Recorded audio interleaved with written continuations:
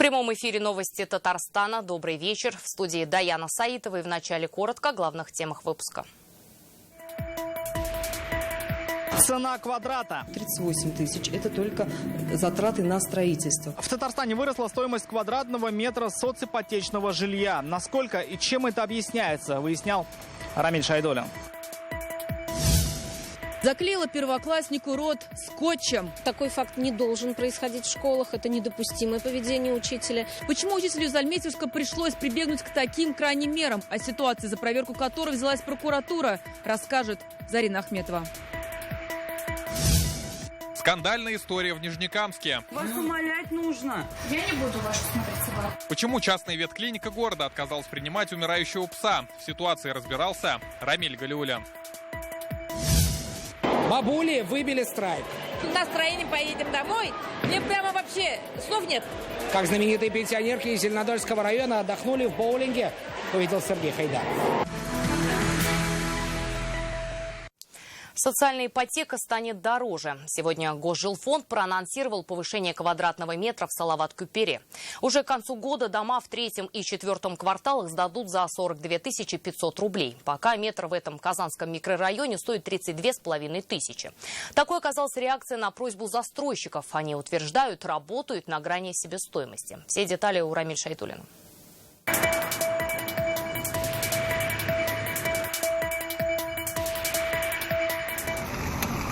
Дома в Салават-Кюпере – пример доступного нового жилья. Цена за метр здесь ниже, чем в целом по рынку, по данным экспертов, на 20, а то и 30 тысяч рублей. Ведь это соципотека. Но сегодня пришла другая новость. Проанализировали и принято решение увеличить стоимость строительных работ с 32,5 тысяч до 38 тысяч за квадратный метр. Так Госжилфонд отреагировал на требования подрядчиков увеличить стоимость квадрата, потому что выросли цены на стройматериалы. 38 тысяч – это только затраты на строительство. Помимо этого есть затраты на проектирование, на межевание земель, на все необходимые экспертизы, работы по технического надзора. По ориентировочным данным конечная стоимость будет составлять около 42,5 тысяч рублей за квадратный метр. Речь идет о домах, которые только будут построены, и о владельцах квартир, которые только оформят ипотеку. Новые цены за квадрат коснутся именно их. И это на 10 тысяч больше, чем было раньше. Но и такая цена, прогнозируют эксперты, не отпугнет будущих владельцев жилья.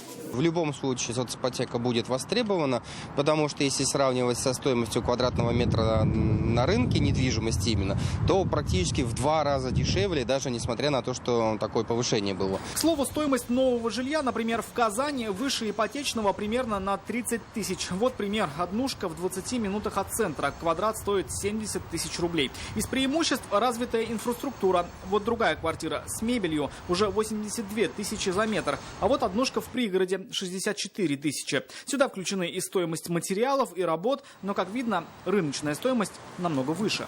Стройматериалы – это не та статья, на которой можно экономить, так же, как и на качестве работ. Поэтому, насколько оправдано повышение, я сказать не могу, но теоретически все предпосылки для этого были, потому что многие застройщики также увеличили стоимость квадратного метра.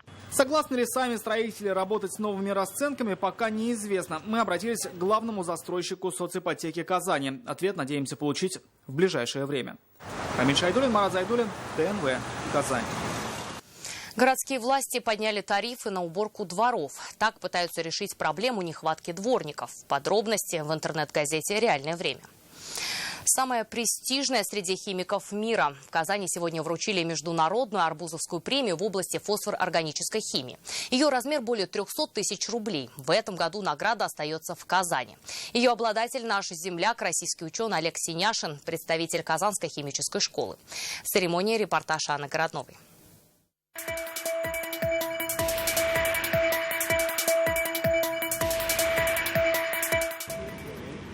У международной Арбузовской премии более чем 20-летняя история. И учредили ее именно в Казани. Везде трудились известные химики, отец и сын Арбузовы. Почти столетие они возглавляли Казанскую химическую школу, которую знает весь мир. Их номинируют почти как на «Оскар» и выбирает комиссия из лучших ученых мира. В зале Академии наук химики, которые раз в 2 года ждут имя обладателя международной Арбузовской премии. Вручается Олегу Герольдовичу Синяшину. В этом году награду получает академик Российской академии наук, выпускник Казанского университета Олег Синяшин. 40 лет он занимается исследованиями химии фосфора. Первые слова благодарности наставникам. Они дали мне свободу творчества. Это награда, некое такое признание той работы, которую я делал на протяжении этих лет. Ваше достижение – результат кропотливого, напряженного труда, научного поиска, неустанной исследовательской деятельности. Мы гордимся вашими успехами и вкладом в развитие современной науки. 200 научных публикаций, 15 авторских свидетельств и патентов. Олег Синяшин стал третьим россиянином из 13 ученых мира, удостоенных высокой награды. Открытия фосфороорганической химии применяются на практике. И лекарственные препараты могут быть, и пестициды, то есть для сельского хозяйства, и смазки. То есть тут спектр очень широкий. После церемонии никто не расходится. Лауреат премии прочитал лекцию о химии фосфора. Анна Городнова, Данил Филатов, ТНВ, Казань.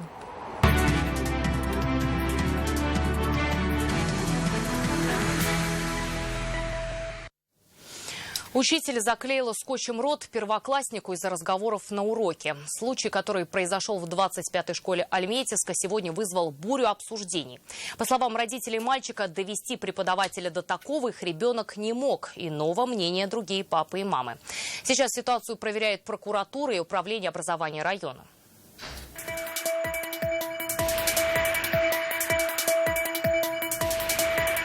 Он пришел со школы и сказал: «Мама, нам сегодня Наталья Владимировна двоим наклеила скотч на рот». Так, по словам первоклассника 25-й школы Альметьевска, учительница хотела добиться тишины в классе. Вечером 9 октября мальчик пожаловался маме, что у него болит рот. Через несколько дней родители обратились в полицию. Больно, говорит, было потом, когда она сдирала его. Вот так, говорит, сдирала. Больно. Я была в шоке. Сейчас дело в Следственном комитете. Другие мамаши за него горой стоят, в том числе и мама второго мальчика, которому она заклеила рот скотчем, хотя поначалу громче всех кричала, что побежит в управление образования. Об этом отец мальчика Ильгиз Ахметшин рассказал в соцсети. Его позицию большинство пользователей разделили. Но вот родители других ребят из этого класса оказались все же на стороне учителя. В учреждении, говорят, и так кадровый голод. Расставаться с опытным преподавателем мамы и папы не хотят. Эта семья своими действиями хотят лишить нашего учителя работы, наших детей оставить без учителя. Мы написали сегодня коллективное письмо в поддержку учителя, описав всю ситуацию и поставив 25 подписей от лица всех родителей класса. У нас никаких претензий к учителю. Мы ее выбирали даже. Всегда ребенок очень хорошо отзывался об учителе. Стаж у преподавателя более 20 лет. Работать в 25-й школе начала только в этом году. Такой факт не должен происходить в школах. Это недопустимое поведение учителя. На сегодняшний день учитель написал заявление на увольнение. Случай, когда педагог выходит за рамки, не редкость. Что это? Жестокость детей или некомпетентность преподавателей? Возможно, и то, и другое, говорят специалисты. Но в отношении малышей начальных классов терять самообладание учитель просто не имеет права, утверждают они. Каким образом не вели себя дети, это не является основанием к ним проявлять подобного рода жестокость. Вообще-то речь идет о детях первого класса. Это дети, которые чуть более месяца как перешагнули порог школы. Сейчас за проверку всех обстоятельств взялись и Следственный комитет, и прокуратура. Если эта информация найдет свое подтверждение, надзорным ведомством будут приняты предусмотренные законом меры реагирования. Сейчас мальчика перевели в другой класс. С завтрашнего дня его прежние одноклассники временно остаются без учителя. Зарина Ахметова, Филюза Хамидуллина, Ирик Хабибуллин, Данил Филатов, ТНВ, Альметьевск, Казань. Напоминаю, в нашей редакции есть WhatsApp. Его номер 8 987 420 0101. Сообщения принимаем круглосуточно. Ваши новости, присланные фото и видео могут стать репортажами в наших выпусках. Один из таких мы покажем уже завтра. Как украсть 11 миллионов, сбежать и через 10 лет попасться на разбое. В Санкт-Петербурге районный суд отправил под стражу Розу Аглемзянову из Казани. По версии полицейских, в 2009-м женщина обчистила кассу одного из отделений Райфайзенбанка в нашем городе. В банке найти ее вряд ли рассчитывали. Салават Мухаммадуллин прошел по следам громкого дела. 10 лет назад это отделение банка прогремело, если не на всю страну, то на республику уж точно. Весь город стоял на ушах. Казанцы обсуждали это в домах, на кухне, в трамваях. Если сейчас новости пестрят чуть ли не каждый день, что унесли 10, 50, 100 миллионов, то тогда были все в шоке, как можно разом унести такую сумму и не попасться. В тот день, когда все началось, по версии полицейских, Роза Аглимзянова вышла из отделения в 7 вечера. Вернулась через 15 минут с черным пакетом. Спустя еще некоторое время якобы почувствовала себя плохо и ушла домой с тем самым черным пакетом. Суждение было, потому что все-таки такой факт вопиющий. А какие слухи ходили, может быть, между казанцами? Ну, что ее убили. Такие слухи были. Обсуждали, конечно, почему нет? Интересно. А что говорили? Не знаю, как бы каждого свое, наверное. Не знаю, как смогли, вроде удивились, да, как-то. И вот через 10 лет Розу Аглимзянову задержали в Санкт-Петербурге по подозрению в серии разбойных нападений на ювелирные салоны. Архил Нугуманов, как сегодня, помнит, как тогда отрабатывали план «Перехват». Конечно, это был как гром средь белого дня и для МВД. МВД пришлось все силы по тревоге, будем говорить, как... Ну, видимо, где-то они сумели ускользнуть. Разбой, грабеж и так далее и тому подобное. Ну, значит, психология этой женщины же была такая. Кто-то, если бы с ней побеседовал, знал бы. Пока в Казани Соньку Золотую Ручку считали уже мертвой, за ней охотились правоохранители в северной столице. Правда, как оказалось, там она жила по другому паспорту. Но 18 октября Куйбышевский районный суд заключил Аглимзянову под стражу. У банка появился шанс вернуть деньги. Что украдено? Вклады, если это граждан, органы следствия могут оценивать это как нанесенный вред и другим лицам. Тогда без участия банка могут... Тогда и без участия банка, и даже без желания, так скажем, без воли, вдруг такое чудо случится, что банк не захочет связываться. Мы направили в банк официальный запрос. Как же они восприняли эту новость? На момент выхода материала они не ответили. В любом случае, эта история показательная. От наказания не убежать даже через 10 лет. Салават Мухаммадуллин, Ринат Сафин, ТНВ, Казань. Они больше всех боятся делать прививки, но чаще других заболевают. Чем это чревато для беременных, говорили сегодня в Казани. Единственная защита от вируса для них – это вакцинация, утверждают врачи, но большинство отказываются. 90 заболевших в прошлом году привиты не были. Вероника Гайнудинова выясняла, для беременных есть специальная вакцина. На прием к гинекологу и тут же привиться от гриппа у терапевта. Ирина Катаева в интересном положении. Говорит, сделать вакцину решила обязательно. Часто езжу в общественном транспорте и чувствую себя более уверенно с этой прививкой. Настроены на плановую вакцинацию против гриппа? Ну, как беременным нельзя делать вакцинацию. Итак, думают практически все беременные, говорят врачи. А ведь именно женщины в положении, в зоне риска. Они 18 раз больше подвержены гриппу. Наблюдается около 500 беременных женщин. Из них мы уже привили на сегодняшний день 55 человек. Прививку от гриппа специалисты рекомендуют делать, начиная с 14-й недели беременности. Это 2-й и 3-й триместр. Бояться не стоит. Именно на этом сроке ребенок полностью сформирован, и вакцинация отрицательно уже не повлияет. Для женщин в положении есть специальные прививки без консервантов. Совый грипп, есть вакцина Ультрикс. Они, во-первых, высокоэффективные, и, во-вторых, достаточно безопасные. Если не делать прививку и заболеть, можно и осложнений не избежать. В 2018-м 90% беременных, попавших в больницу, как раз не были привиты. Легких форм практически не бывает. Это средние, тяжелые, которые потом потребуют госпитализации, приема противовирусных препаратов. Сделать прививку от гриппа можно в женских консультациях до конца октября. Вероника Гайнудинова, Вадим Илларионов, ТНВ, Казань. Лишить лицензии просят нижнекамца-ветеринара, который отказался осмотреть умирающего пса. Громкая история произошла накануне и за сутки получила широкую огласку. В частную клинику пенсионер привез свою собаку, сбитую машиной, но добрый доктор Айболит здесь оказался отрицательным героем. Почему, разбирался Рамиль Галиуллин. Просто, пожалуйста, посмотрите собаку. У вас умолять нужно. Я не буду вашу смотреть собаку. Тысячи просмотров и сотни комментариев. Это скандальное видео за сутки взорвало просторы интернета. На кадрах одна из ветеринарных клиник Нижнекамска. Специалист отказывается осмотреть умирающую собаку. На такой принципиальности она пошла из-за отсутствия паспорта прививок на четвероногого. Где была поставлена прививка? На Гагарину. Какая была поставлена прививка? Инцидент произошел в воскресенье утром. Пожилой мужчина гулял со своей собакой, но в какой-то момент за ней не уследил. Животное попало под колеса автомобиля. Пенсионер тут же направился в клинику, но из-за отсутствия документов помощи ему отказали, причем платной.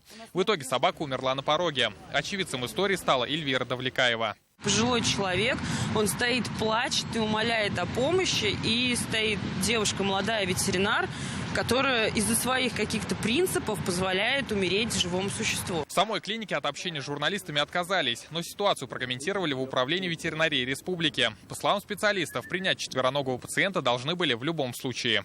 Собаку не принимают, но это ЧП. Такого не должно быть. Посматривать должны документы. Паспорт имеется, не имеется. Есть у нас закон о защите прав потребителей. Вот этот закон не должен нарушаться. Сегодня к ситуации подключилась прокуратура. Ведомство проверяет скандальное видео. Известно, на время расследования сотрудница ветклиники отстранена от работы. Рамиль Галиуллина, Алсу Арсланова, Евгений Лозаев, ТНВ, Нижнекамск. Это новости Татарстана, и смотрите далее.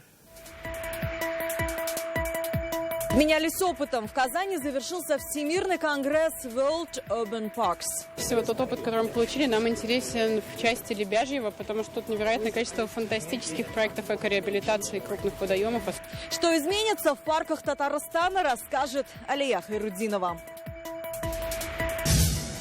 Бабули выбили страйк. С настроением поедем домой. Мне прямо вообще слов нет. Как знаменитые пенсионерки из Зеленодольского района отдохнули в боулинге, увидел Сергей Хайдар. В Чистополе будут печь пирожные и выпускать электротехнические изделия. 2 новых крупных проекта для местной ТАССР утвердили сегодня в Доме правительства. Алексей Песошин провел заседание инвестсовета. Так, компания «Союз» представила проект строительства кондитерской фабрики, а компания «Элтех» планирует построить в Чистополе завод по производству электроузлов. Оба инвестиционных проекта получили одобрение. Локомотивы роста подошли к финальной станции. Сегодня в Казани определили татарстанских победителей федерального партпроекта «Единой России». Он стартовал год назад, и здесь выявляют молодых управленцев, а также помогают им воплотить их проекты. То, как вы умеете сохранять, приумножать. За победу боролись 3 проекта о финансовой грамотности, командной работе и развитии туризма. Лучше выбирали как организаторы, так и сами конкурсанты. Говорят, попасть в локомотивы роста уже победа. Меня конкурс научил в первую очередь презентовать свои проекты и делать это так, чтобы другие тоже зажигались. И экономические вопросы нас учили, как решать. То есть получил абсолютно все, что до этого не знал. В течение года участники встречались с управленцами, побывали на КАМАЗе, Татнефти и Иннополисе, решали задания, связанные с их работой, и вносили свои предложения. Какая бы тематика ни была заявлена на конкурсных работах, на этих встречах, были молодые, креативные ребята, девушки, которые имели позицию, свою аргументацию. По итогам финала первое место у жительниц Рыбной Слободы. Олеся Караганова и Алина Хусейнова предложили, как лучше привлечь в район туристов. Для нас локомотивы роста – это площадка, где любовь к своему региону и понимание того, как его продвигать, сошлись в единой точке. Наши рыбы тоже уже известны, и мы можем о себе заявлять смело. Предложение девушек власти района собираются взять работу. Локомотивы же роста готовятся к набору новых участников. Дмитрий Айринин, Рамзиль Гарипов, ТНВ, Казань. 2 российских парка получили международную премию Всемирного конгресса World Urban Parks. Один из них находится в Краснодарском крае, другой наш, татарстанский, озера Лебяжье. В завершении конгресса участники отправились в лес Горькинско-Амитьевский. Почему они просят здесь поставить камины, Алия Хайруддинова расскажет.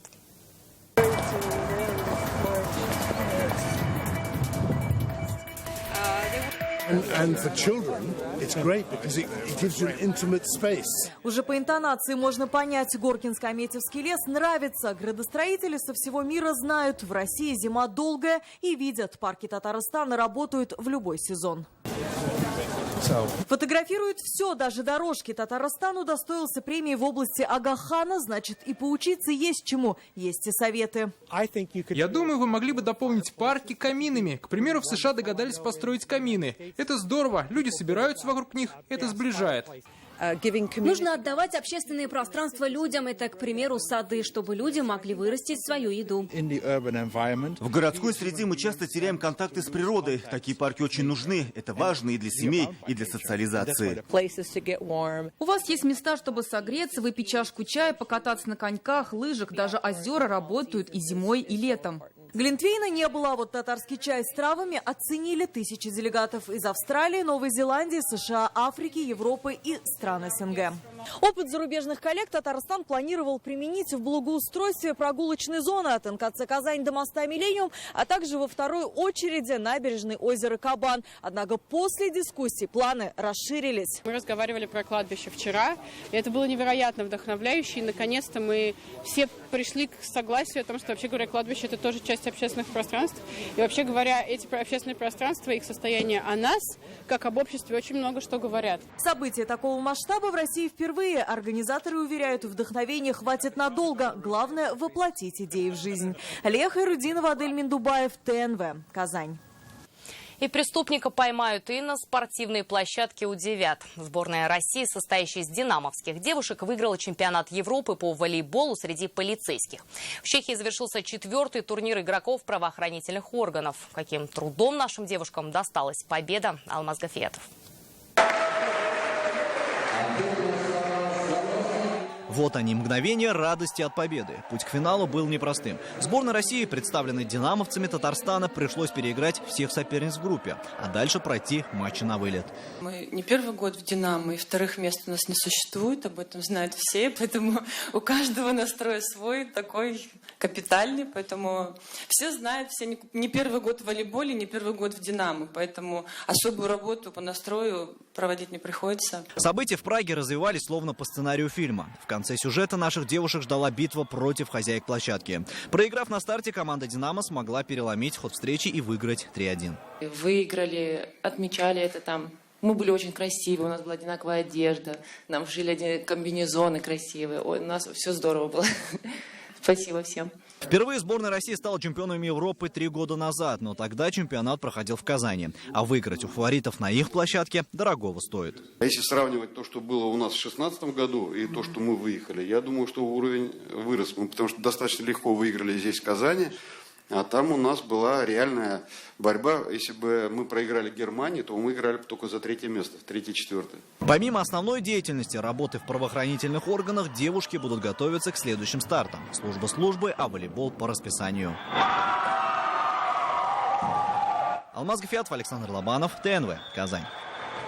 Когда возраст страйку не помеха или приключения знаменитых бабушек продолжаются. Уже известные вам по нашим сюжетам пенсионерки из деревни Нурлат устроили себе сегодня в Казани настоящий отдых. В сторону коров и гусей впереди только кегли. Кому удалось выбить страйк, а кому сесть на шпагат, Сергей Хайдаров сейчас все покажет. Без тебя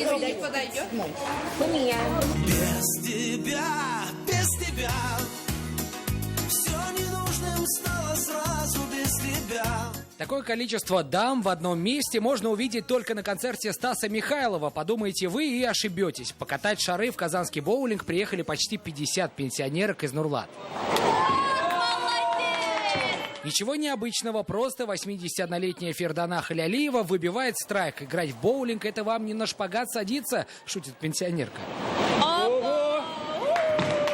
Эти бабушки уже прославились на весь Татарстан. Они поют, танцуют, занимаются спортом. Теперь вот еще и боулинг. Чисто женского коллектива не получилось. Поиграть приехал еще и дедушка. Признайтесь, жену боитесь отпускать просто в Казань одну? Нет. Да, и это тоже правильно. Раз уж так вышло, что мне в рабочее время удалось посетить боулинг, то я воспользуюсь, пожалуй, возможностью и тоже брошу шар. Кстати, удивляет, что пенсионерок не смущает, что эти шары весят от 5 килограмм. Давайте попробуем выбить страйк. О, у бабушек получалось лучше. Вон они надо мной смеются. Сегодня у бабушек насыщенный день. С утра не успели осмотреть город и даже сходить на концерт. Таким настроением поедем домой. Мне прямо вообще слов нет. Все очень нравится, потому что они не скучают в одиночестве. Они вот так именно в коллективе, они активны. Сидеть дома – это не про них. В планах на Новый год поехать в Москву. Сергей Хайдаров, Вадим Илларионов, ТНВ, Казань. Еще больше новостей в наших соцсетях ВКонтакте и Инстаграм. Вечерний эфир продолжит программа «Вызов 112», а сейчас прогноз погоды. До встречи в 21:30.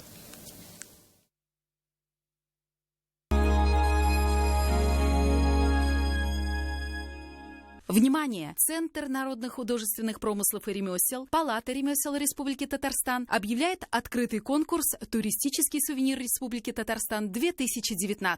Принимают участие все желающие. Заявки можно подать до 25 октября включительно. Вся информация на сайте tursouvenir16.ru.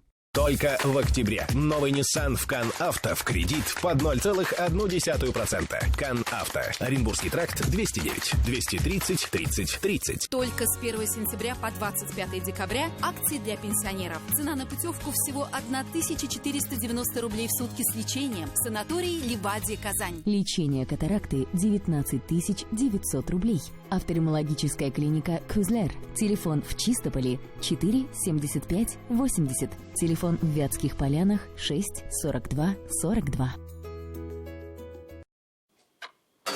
Откукукала! Ухожу в телеотпуск на 3 года! За 0 рублей тебе доступны главные телеканалы страны, которые зрители по всей России смотрят в первую очередь. Рекомендация опытных телезрителей. Смотри, не переплачивай! В «Белке» большое открытие сезона. Только 4 дня. Норка от 70 тысяч. Пуховики от 7. А пальто из набивного меха от 10 тысяч. «Белка». Татарстан 7. Спешите видеть новую программу в Казанском цирке. С 25 октября цирковое шоу «Виртуозы манежа». Алан Клиник. Лечение геморроя и трещин без операции. Bulg'or radiosi taqdim etadi. 26 oktyabr. Qozon. Piramida. O'tganlar sog'indira.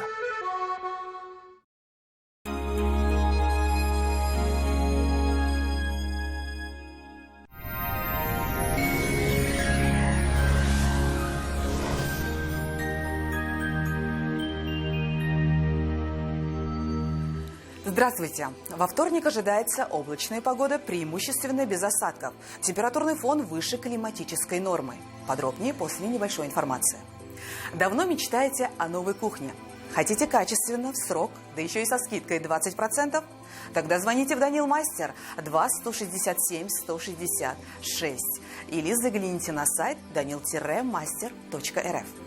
По данным сервиса Яндекс.Погода, на юго-востоке в Бугульме, Бавлы, Азнакаево переменная облачность, небольшой дождь и 11 градусов выше нуля. На северо-востоке, Нижнекамске, Набережных Челнах, Елабуге без осадков плюс 10.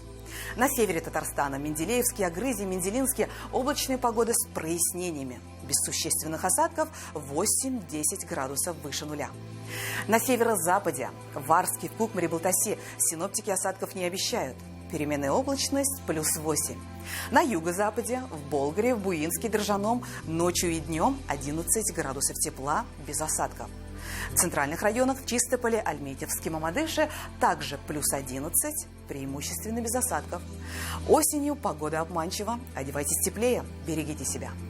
Гиделикс, капли и сироп от кашля с экстрактом листьев плюща. Можно принимать всей семьей. Гиделикс облегчает откашливание, оказывает спазмолитическое действие. Сироп подходит детям с рождения, не содержит спирта и сахара. Кто это у нас соберет все лайки?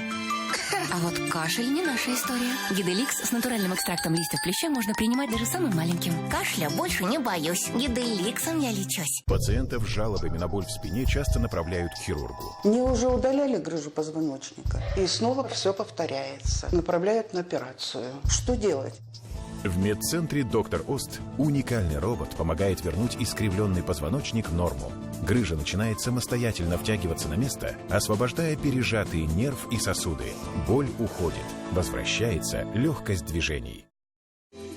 Федеральная сеть медицинских центров «Доктор Ост» – лечение самых сложных заболеваний позвоночника и суставов без боли и хирургического вмешательства.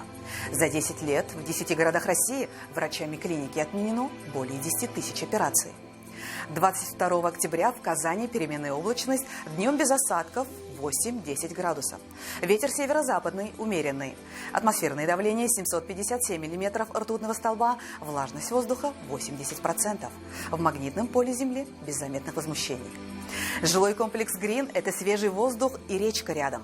Это 5 минут до остановки Академии правосудия в Советском районе. Это квартиры в сданном и строящихся домах по выгодным ценам. Звоните в ЮИТ 233 0303. Ваши дети растут, и ЖК «Грин» тоже. Трехкомнатная от 67 тысяч рублей за квадратный метр. 5 минут до остановки Академия правосудия в Советском районе Казани. Звоните в ЮИТ 233 0303.